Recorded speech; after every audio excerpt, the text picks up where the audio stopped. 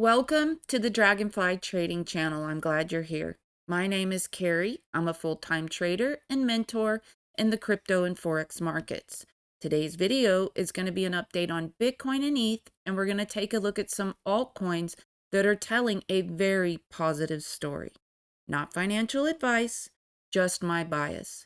So we have been looking at this count for a very long time.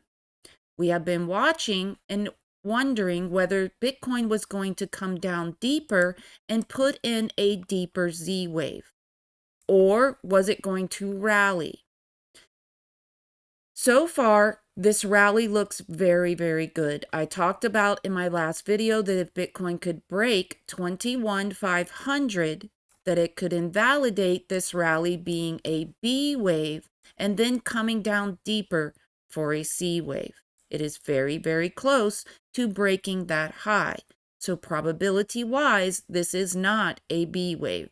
So what does it mean? It means one of two things. The first thing it means is very bullish. It would mean that the Z wave was this bottom and that Bitcoin has a chance to go back on a bull run. If it can break over 40,800, that is a very good probability that it is very bullish and it could happen, getting over the 618 retracement.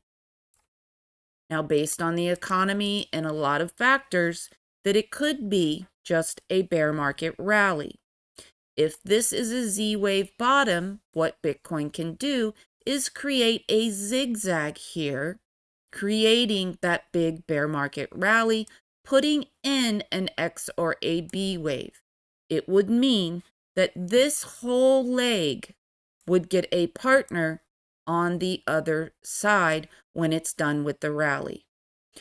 Which one it is, we will not know until it completes itself. Okay, so let's take a look at what the options are. The bullish option is that this low was the Z wave and that Bitcoin is starting off in a 5-wave move. Once it is complete, it will pull back and then continue in a partner 5-wave move. The saying, what starts with 5 ends with 5, is based on this strategy. It could put in a A wave, a B wave, and then a big C wave, potentially getting up to 40,000. The more bullish option is that it will put in a wave 1, and that it will pull back in a wave 2, and then it will take off bullishly, potentially going back on a bull run. Right now, Bitcoin looks like it is in its 3rd wave or has completed its 3rd wave. When it pulls back for its 4th wave, it's high probability that it's going to fill this gap that it has created and then push up for a 5th wave. This is what we want to see. We want Bitcoin to finish its impulse wave. At that point, as you can see, the 1.236 and the 2.236 is overlapping nicely. At this point, what we don't want to see is a very harsh rejection of 5 waves where it gets back underneath this floor that we wanted it to take out. This would be very bearish. There is no reason to get back underneath that floor. Once complete, we want Bitcoin to pull back in a corrective manner and then rocket ship right through here. Okay, so ETH is the exact same pattern. This wave to the upside is either an A wave or a wave 1. This pullback is either a 2 or a B wave. ETH needs to complete its impulse wave on this side, meaning that it needs to pull back for a 4th wave when this 3rd is complete. This 3rd wave could be higher, and then push up for a 5th. At this point, we want it to do the exact same thing we want Bitcoin to do. Make a correction so that it can put in another 5 waves, giving this wave a partner. Of course, the more bullish option is that this is a 1 and a 2, and this is the beginning of a big 3rd wave to put it back on a bull run.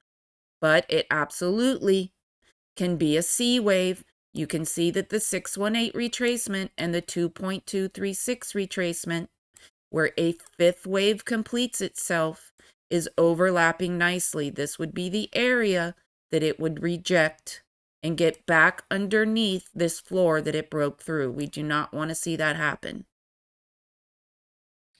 Okay, so let's take a look at some altcoins and the positive story that they are telling us.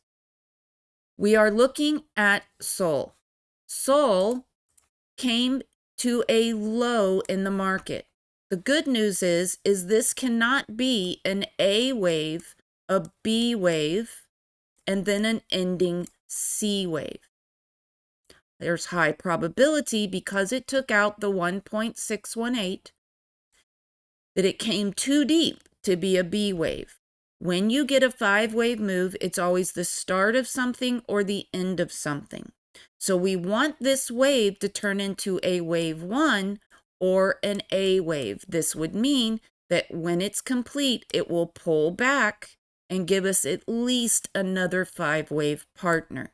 But what we really want to happen is this turns into a 2, we get a 3, and then a 4 and a 5. This would make a much bigger impulse wave, and the saying what starts with 5 ends with 5 would happen here also, where it would pull back and give us another 5. Let's take a look at flow. Flow came deep, ending itself in what looks like a 5-wave move. Then it has come off the low, making a 5-wave move. It needs to complete a 4th and a 5th.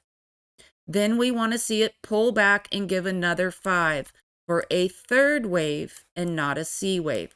Of course, the C wave can happen, the bear market rally that I talked about.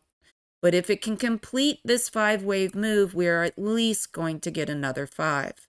It has all of this insufficiency area that it can still fill in. Another altcoin came off the low that cannot be a B wave. This move to me is the start of something. Once complete, we want to see a pullback and at least a partner leg. Mana, same exact thing. Look how bullish this is. Came off the low, ended in a 5-wave move, starting a 5-wave move.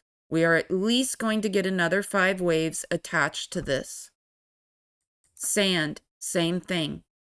Ended on a 5-wave move, starting on a 5-wave move, came too deep to be a B wave. This is telling a very positive story. ZIL, same exact thing, ended on a 5-wave move, starting on a 5-wave move.